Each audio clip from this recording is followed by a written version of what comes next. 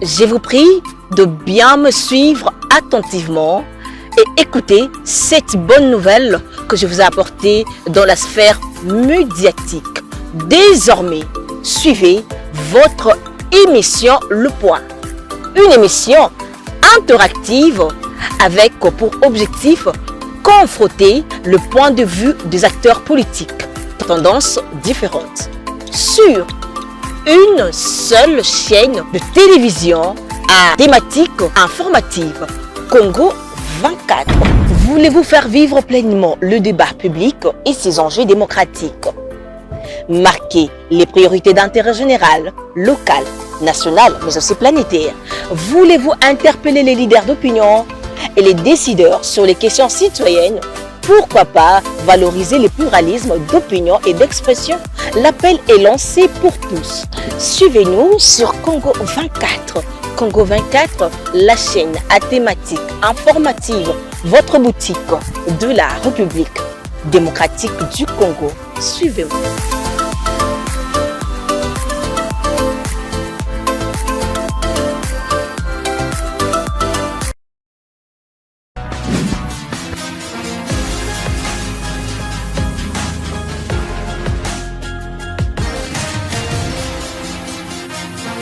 Votre magazine de la rédaction Congo 24 Télévision, qui est votre boutique de la République démocratique du Congo partout dans le monde, qui reçoit pour vous sur ce plateau aujourd'hui Aimé Mulumba Lumbala, qui est coordonnateur national de la structure LASBEL en même temps, Totonga Funa. Avec lui, nous allons parler sur différents points, plusieurs actualités que je ne saurais pas énumérer, mais restez branchés avec nous et vous allez comprendre. Aimé Mulumba, bienvenue sur ce plateau. Merci Madame Dodo. Comment allez-vous? Je me porte à merveille, merci beaucoup. Le plaisir est pour moi de vous recevoir et d'avoir accepté mon invitation. Merci. Voilà, j'ai venu tantôt de vous présenter que vous êtes coordonnateur national de votre structure Totonga Funa. Parlez-nous de votre structure. Ça veut dire Totonga Funa. Funa, c'est une des circonscriptions ou districts de la ville de Kinshasa qui, je peux dire, est même le noyau par lequel je vois dans notre vision le développement de la ville de Kinshasa peut prendre corps. À partir de ce que nous avons comme vision, nous nous disons nous pouvons bien faire dans 3 piliers de notre vision. Concernant la salubrité publique, concernant le banditisme urbain avec le phénomène Kuluna, concernant le problème de chômage, et surtout la majeure partie de la jeunesse, notre pays, ou je peux dire la ville de Kinshasa, qui déverse chaque année des milliers de diplômés d'État. Ces jeunes-là ont besoin d'être encadrés pour un résultat plus positif dans le sens de l'entrepreneuriat et dans le sens de la formation professionnelle qui peut leur ouvrir plusieurs débouchés. Alors nous, avec notre structure, on s'est dit nous devons marcher dans Funa, main dans la main, commune après commune, pour que nous puissions donner l'éclosion à une nouvelle dynamique qui va peut-être plus tard s'étendre sur d'autres districts de la ville de Kinshasa. Mais nous commençons d'abord par Funa, qui est aussi ma circonscription électorale ou ma circonscription, je suis un natif de Funa. La première maison que mes parents ont pu acheter et là où j'ai connu ma petite jeunesse, c'est à Bandal. C'est là, voilà, à Funa. Donc vous le faites dans le sens que c'est parce que c'est votre circonscription électorale et vous visez quelque chose derrière ça? Non, mais c'est de bonne guerre. On est mieux que chez soi, comme on dit, ou bien la charité bien ordonnée commence que par soi-même. Je dis, je suis un natif de Funa et là, je veux donner un élan. Et je l'ai même bien décrit lors de mes précédentes prestations sur le plateau de télévision où je dis prenez tous les grands carrefours de la ville de Kinshasa, ça passe par Funa. Donc vous venez du nord au sud, ou bien de l'ouest à l'est, vous devez passer par Funa. C'est vraiment un passage obligé. Alors donc, si on n'a pas assaini les passages, les routes, les voies d'évacuation, des immondices, les curages des rivières, tout consort, donc nous serons confrontés à cette réalité qui fait que chaque fois quand il y a des catastrophes naturelles, Kinshasa est étouffé. Alors on s'est dit que non, nous devons mettre d'abord une vision propre. Quand même on parle de kin propre, je crois, kin propre devrait commencer à travers les grandes agglomérations de Funa et s'étendre vers les autres cités périurbaines de la ville de Kinshasa. Alors, qu'est-ce que nous constatons malheureusement? La ville de Kinshasa, qui a actuellement une grande population qui se compte en millions, n'a pas de voies d'évacuation prioritaire. Et qu'est-ce qui cause tout ça? Bon, il faut un plan pour dire un plan c'est comme à l'époque il y a eu le plan Maréchal pour le monde où on pensait refaire la ville de Tokyo qui a eu à connaître la guerre et tout ce qu'on connaît. C'est au gouvernement de faire avec la ville de Kinshasa un plan de soit reconstruction ou bien un plan urbanistique nouveau pour mettre la ville de Kinshasa à contenir les trop-pleins de la population. On peut dire que le gouvernement n'a pas encore pris conscience ou comment? Parce que Kinshasa propre, c'est pas de maintenant. Donc, je parle de plan. Je crois que dans ces pays, dans le gouvernement, il y a un ministère de plan qui normalement devait avoir des plans quinquennaux ou bien des plans à long terme qui peuvent permettre qu'on puisse aller palier par palier. Donc une grande ville de la taille de la ville de Kinshasa, comme je le dis, n'a pas de voie d'évacuation par exemple prioritaire. Il y a la ville, l'avenue Elengesa, qu'on vient à peine donc de construire, qui relie presque 7 des grandes communes de la ville de Kinshasa. Oui, mais quand vous abordez, vous dites le plan, c'est au ministre du plan, voilà. Oui. Et où est-ce que vous donnez au gouverneur de la ville sa place? Non, mais le plan gouvernemental national prévoit, même au niveau de la réalisation, l'exécution va descendre jusqu'au niveau municipal, local, tout consort. Mais dans le plan national du ministère du plan dont j'ai évoqué, il devait penser à prévoir qu'à une certaine période, nous allons avoir un afflux de population qui se fait naturellement par les naissances, par exemple. Et par exemple, la ville de Kinshasa, dans son entièreté, moi je pense que elle peut contenir plus ou moins 15 millions d'habitants.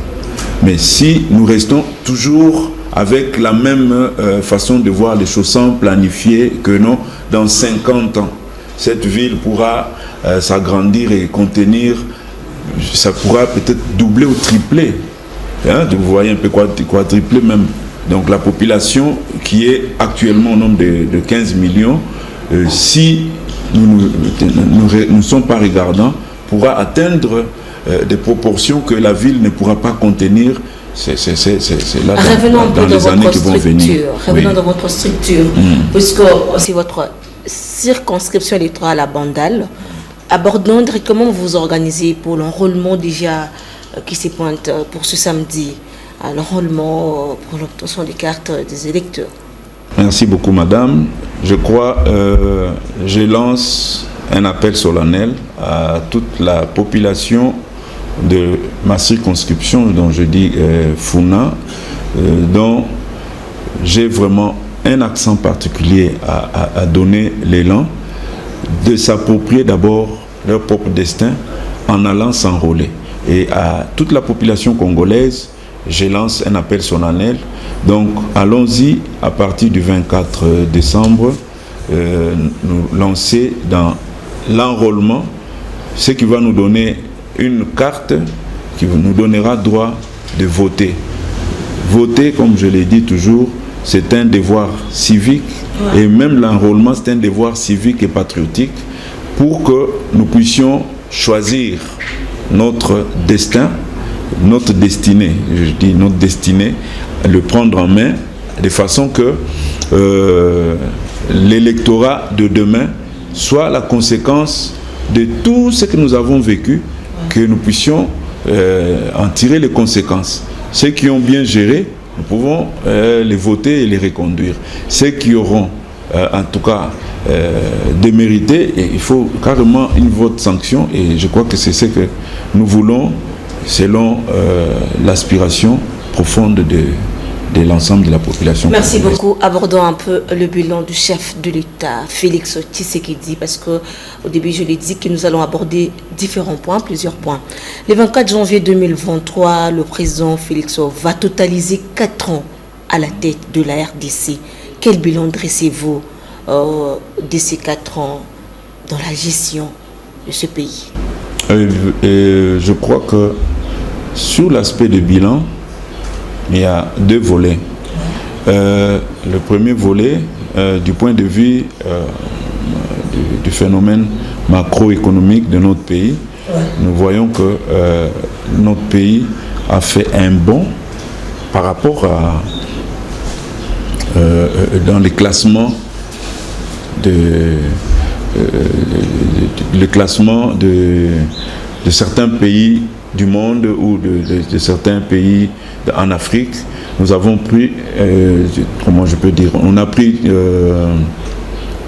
au classement des pays d'Afrique, on a pris une place par rapport à une certaine période où nous étions toujours au rabais, et nous avions beaucoup de recul, et je crois que cela ne nécessite pas que nous puissions aller le demander aux Congolais, mais c'est par contre, cela se fait sentir dans les concerts des nations, là où nous sommes pratiquement revenus sur la scène internationale.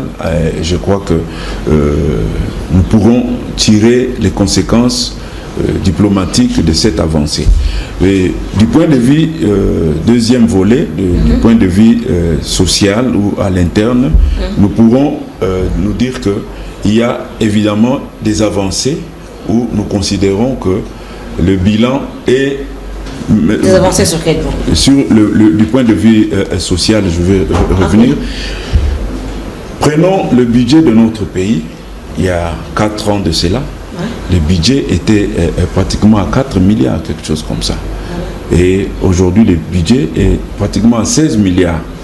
Et cela se fait sentir, si ça ne se fait pas sentir directement dans l'assiette du Congolais, mais dans l'assiette de fonctionnaires, ceux qui sont aux affaires aujourd'hui, les enseignants, les policiers, ils peuvent en témoigner. Pourquoi? Puisque leur salaire a, si pas doublé, triplé pour certains d'entre eux. Et du point de vue de réalisation, je pense qu'il y a des infrastructures qui ont été construites pendant ces mandats et qui continuent à être sur les fonds baptismaux, et dont nous voyons la volonté politique, la ferme volonté politique de l'actuel gouvernement qui veut nous amener quelque part.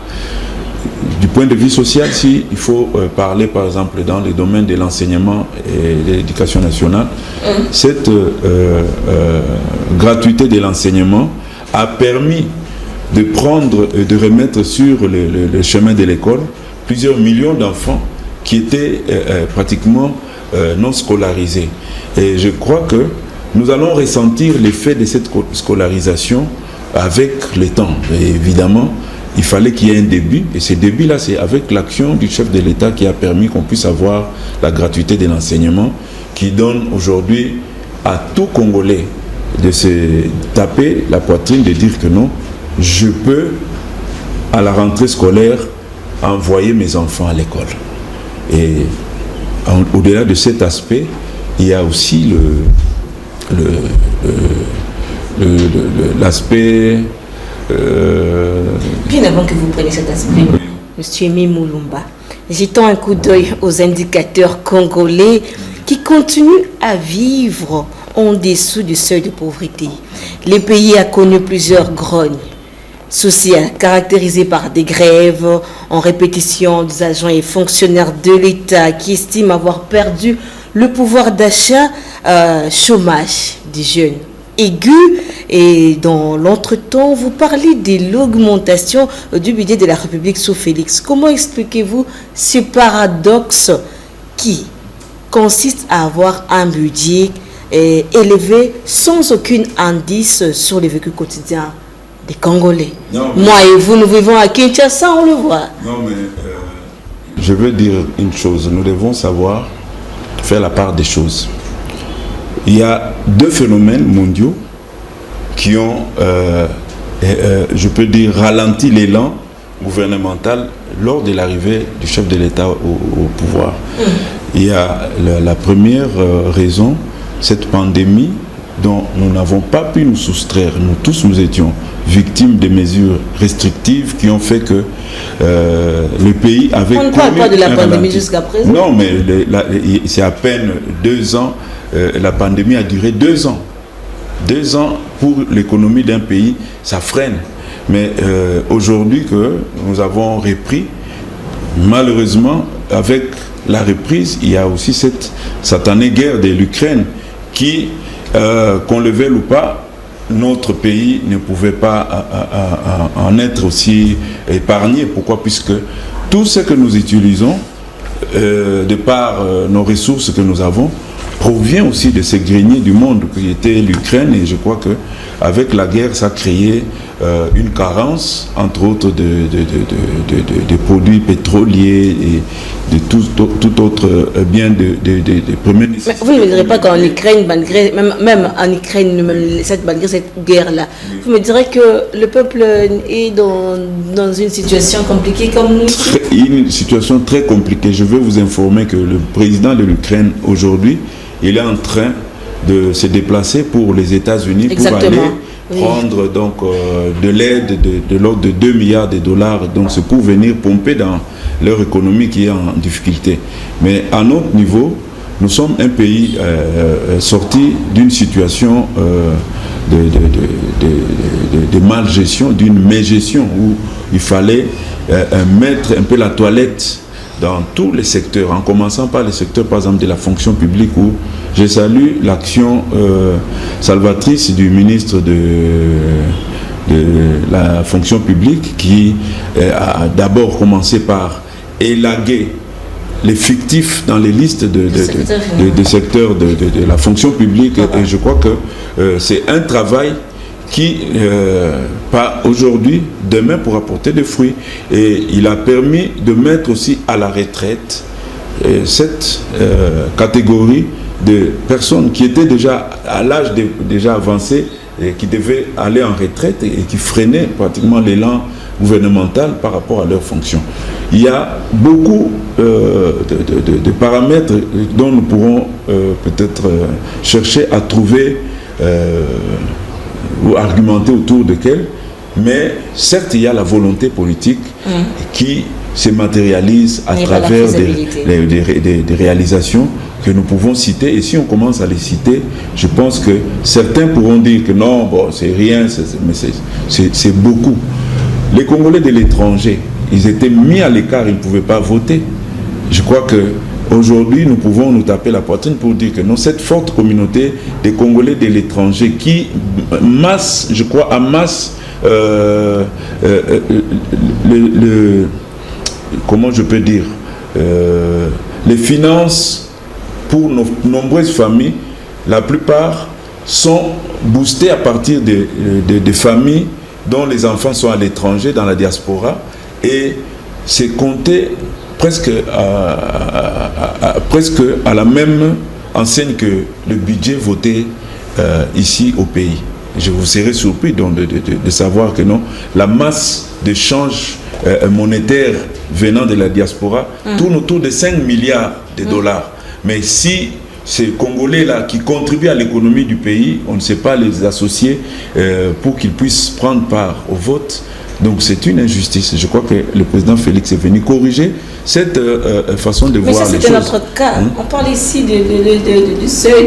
Mais je suis en train d'en finir. C'est pour dire que dans le bilan, il faut considérer que nous avons les Congolais et de l'extérieur et de l'intérieur du pays. Ouais. Je pense, dans la matière des droits humains, nous avons un bilan à défendre dans le sens que les libertés sont garanties ici au pays.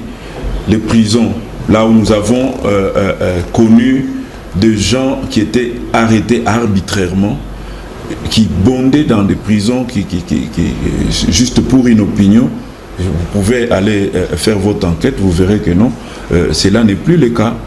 Et les assassinats et les morts, je crois, politiques, 0 cas pour l'actuel gouvernement. C'est parmi les bilans pour lesquels nous pouvons nous dire, en matière de droits humains, il y a des progrès. Si nous partons aussi en termes de progrès social, je crois qu'il y a la gratuité de la santé qui est déjà presque en train de prendre corps, puisqu'il y a déjà la gratuité de la maternité.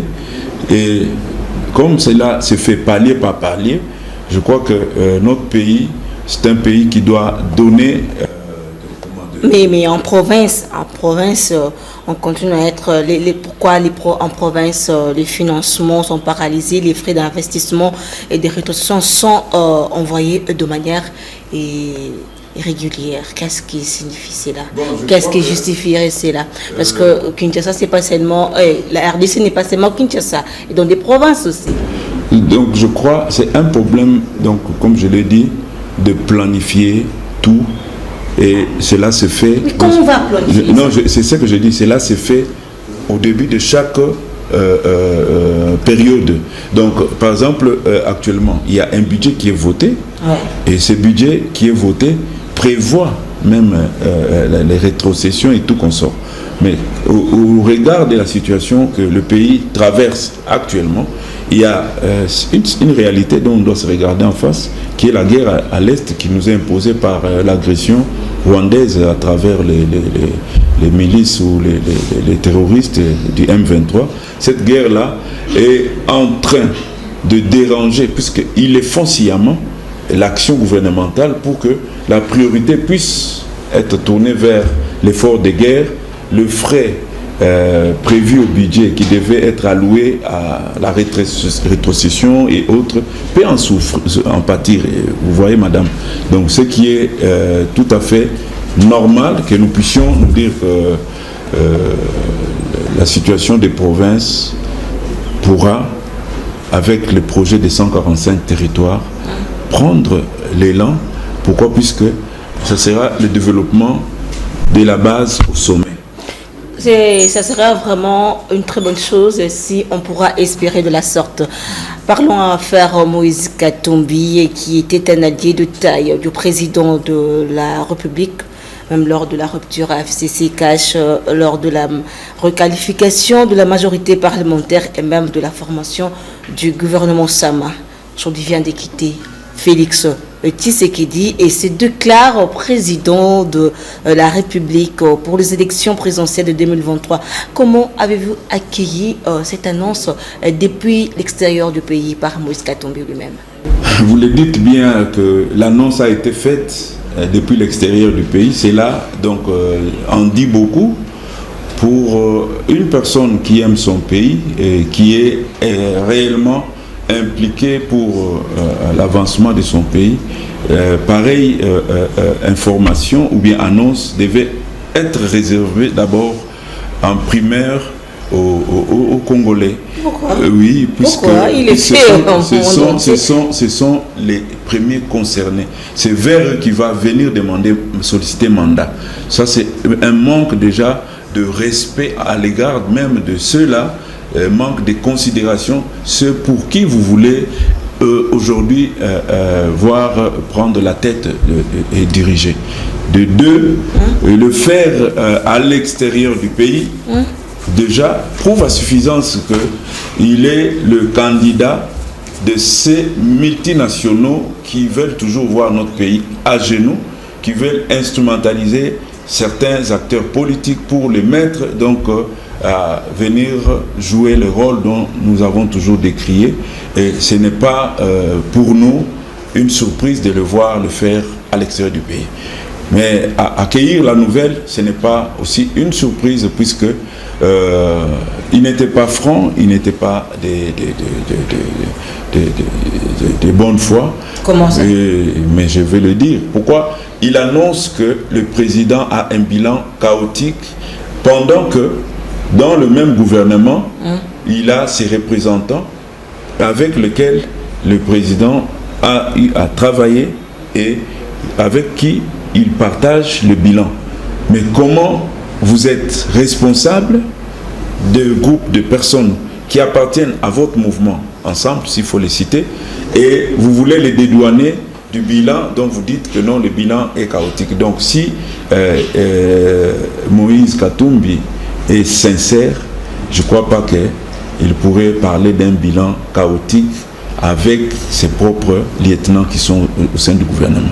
Donc c'est une façon malhonnête ou démagogique de chercher à solliciter, après avoir dirigé pendant presque tous les mandats, vous voulez maintenant vous dédouaner du bilan. Donc c'est vraiment quelque chose dont je crois que nous devons dénoncer.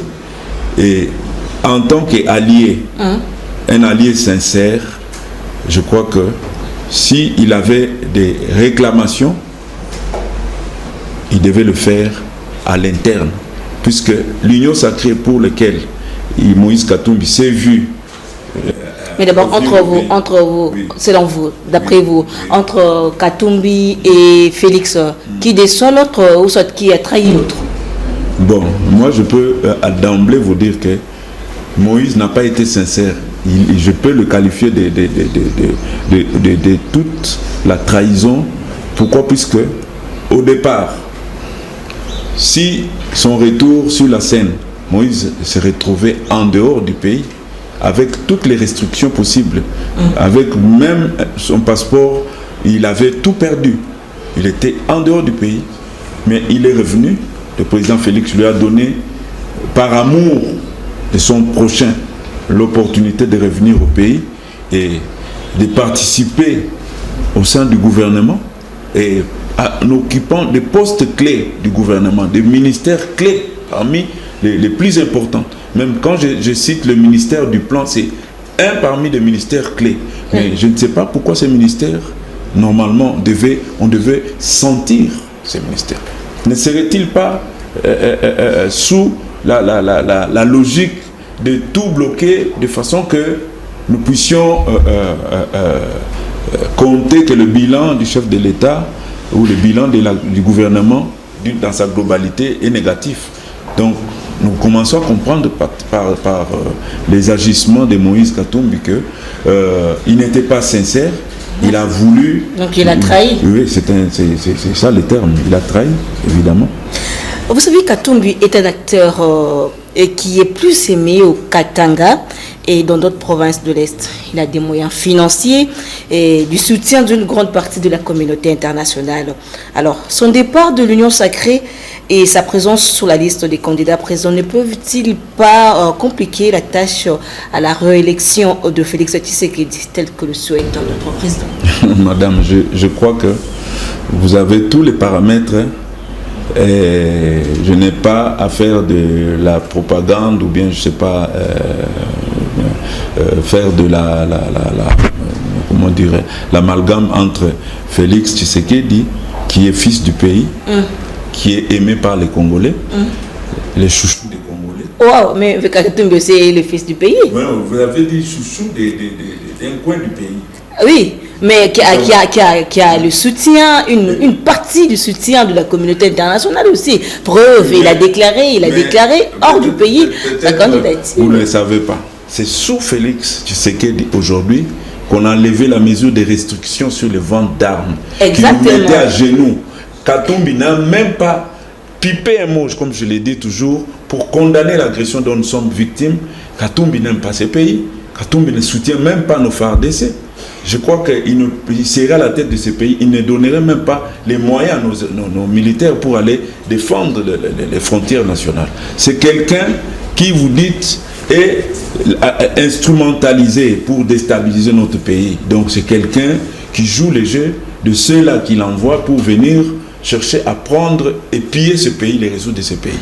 Je le vois à la tête de Katanga, dont vous dites qu'il est aimé. À la tête du Katanga, c'est pendant son règne qu'il a fait beaucoup de bévues.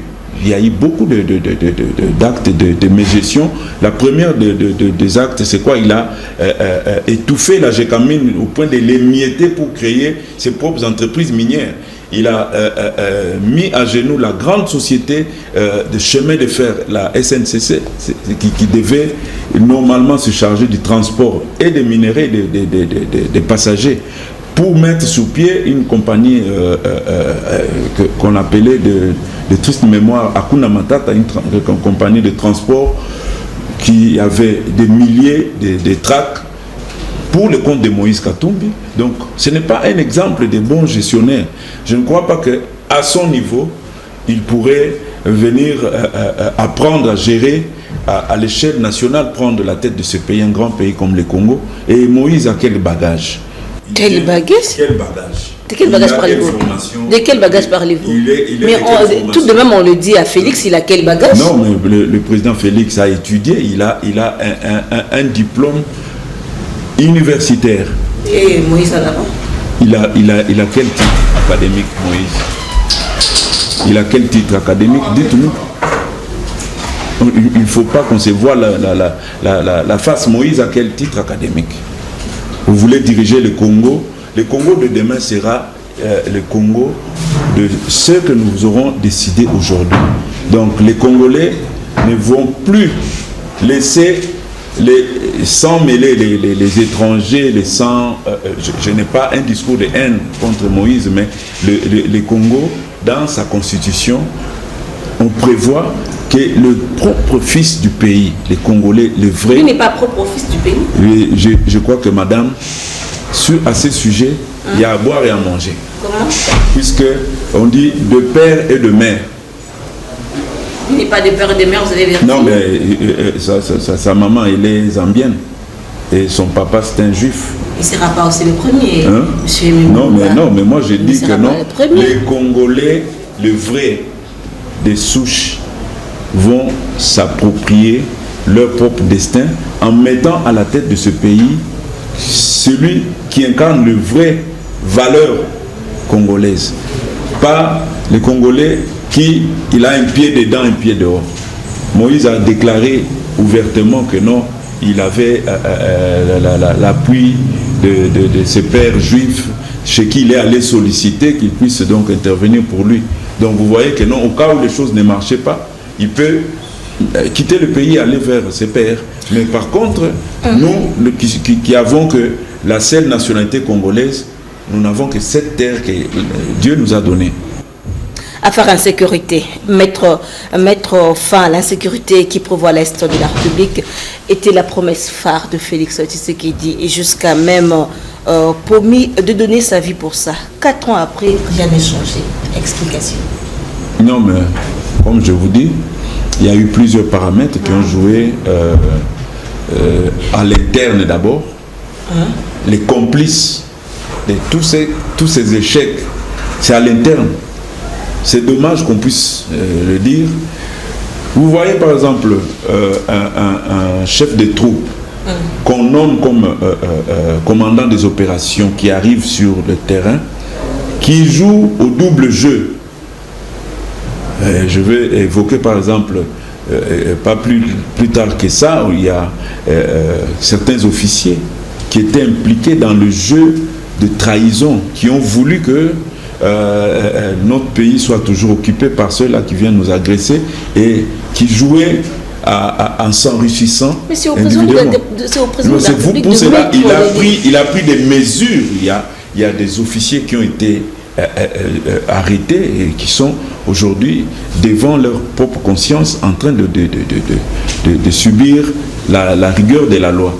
Mais je pense, au-delà de cet aspect-là, il y a aussi l'aspect qu'on n'a pas voulu de tout le temps privilégier l'aspect d'aller en guerre.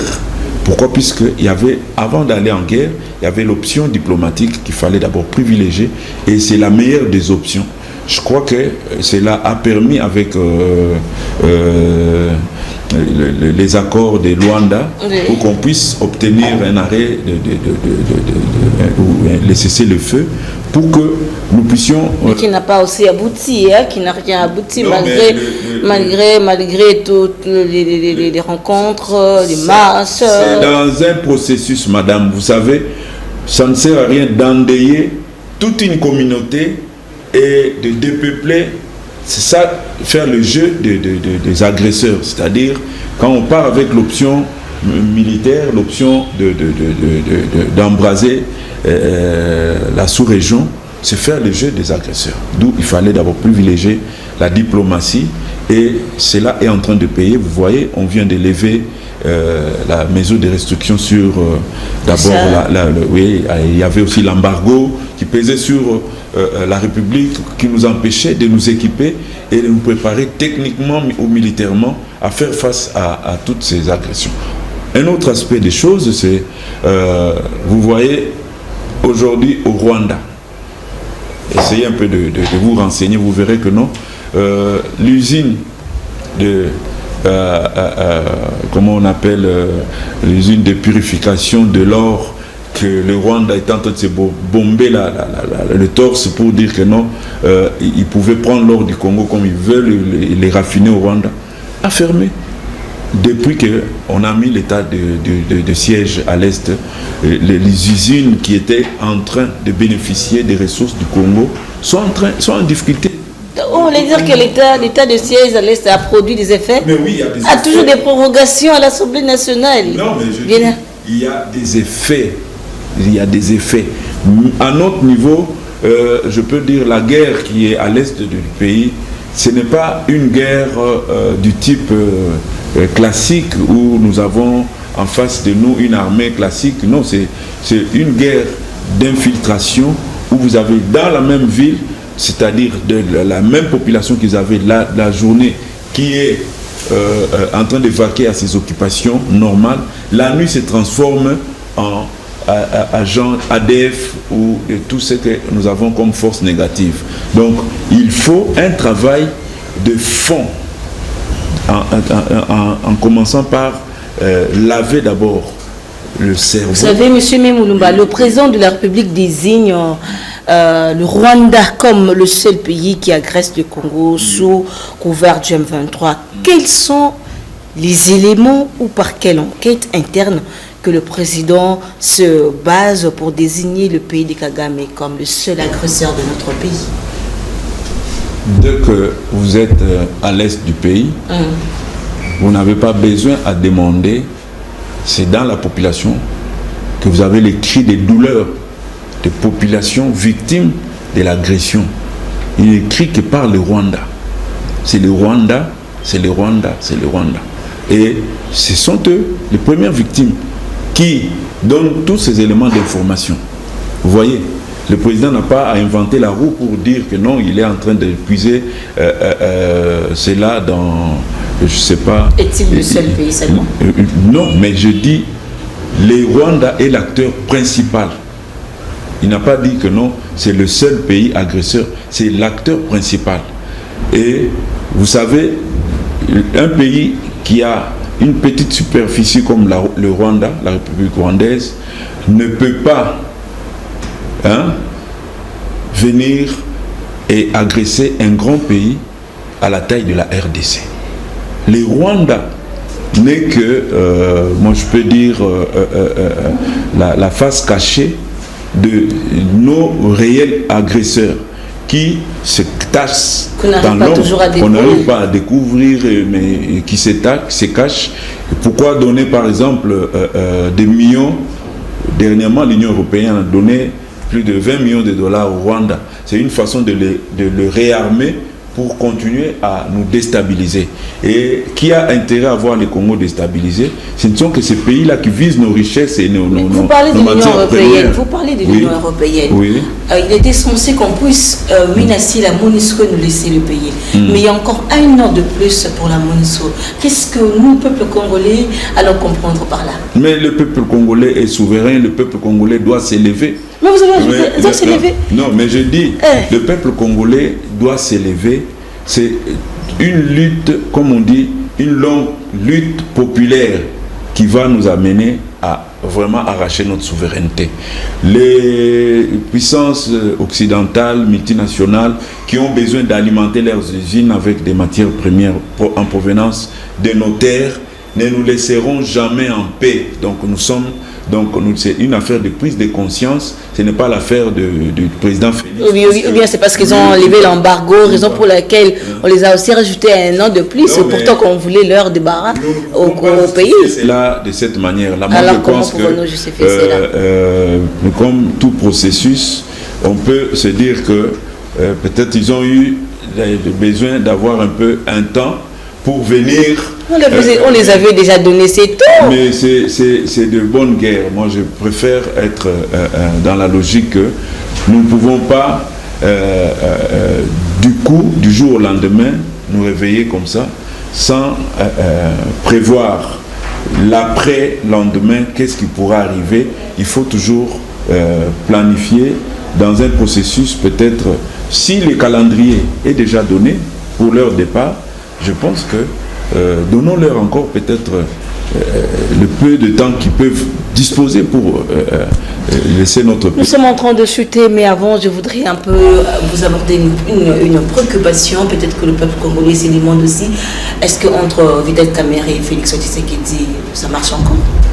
Mais puisqu'ils sont toujours ensemble, je crois que Kamerhe n'a pas déclaré officiellement qu'il est en train de reprocher quelque chose au président Félix, ou il a signé son départ de l'Union sacrée.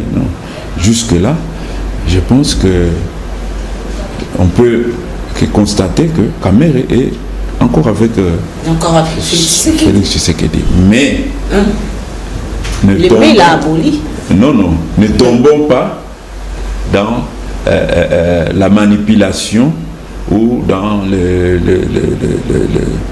ce que nous appelons ne tombons pas dans les pièges de ceux-là qui veulent voir Kamerhe partir pour se dire que non, voilà, tout le monde est parti, on fait maintenant, et ils vont aller faire bloc ensemble. C'est ça le jeu des Occidentaux, bien de ceux qui veulent voir ces pays n'est pas décoller.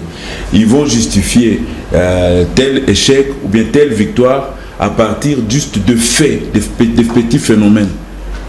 À l'échelle nationale, nous savons le poids politique de tout un chacun, même s'ils peuvent se rassembler dans un groupe où ils pourront être, je ne sais pas à combien, seul le président Félix, il est à mesure de faire face à tous ceux qui vont se placer sur son chemin.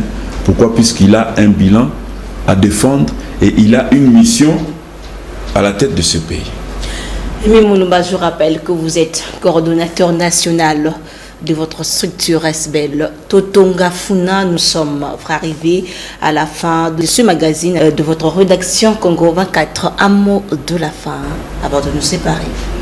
Merci beaucoup. Je viens encore une fois lancer un appel solennel à tous mes compatriotes congolaises et congolais de s'approprier leur destinée en main en allant s'enrôler massivement. Et nous avons notre choix. Je sais que je n'ai pas caché mes couleurs. Je sais que notre président, qui, puisque vous l'avez demandé, a un bilan à défendre, c'est notre choix. Et enrôlons-nous massivement pour donner une majorité confortable demain au président Félix Tshisekedi, qui en a besoin. Pourquoi? Puisqu'on a connu ça, je crois, je ne l'ai pas soulevé dans mon argumentation, 2 ans de perte dans des guéguerres autour de la coalition à laquelle il était contraint de composer avec ceux-là qui avaient comme rôle de jouer à le mettre des bâtons dans les roues, mais je crois, avec une majorité confortable, il pourra nous amener dans des réformes dont nous souhaitons et la réalisation des œuvres dans les domaines du social, du domaine économique, ainsi que tout autre domaine qui va amener le développement pour notre pays. Merci beaucoup. Restez branchés sur votre chaîne de télévision Congo 24. On se retrouve à la prochaine. Bonne suite du programme sur vous. Au revoir.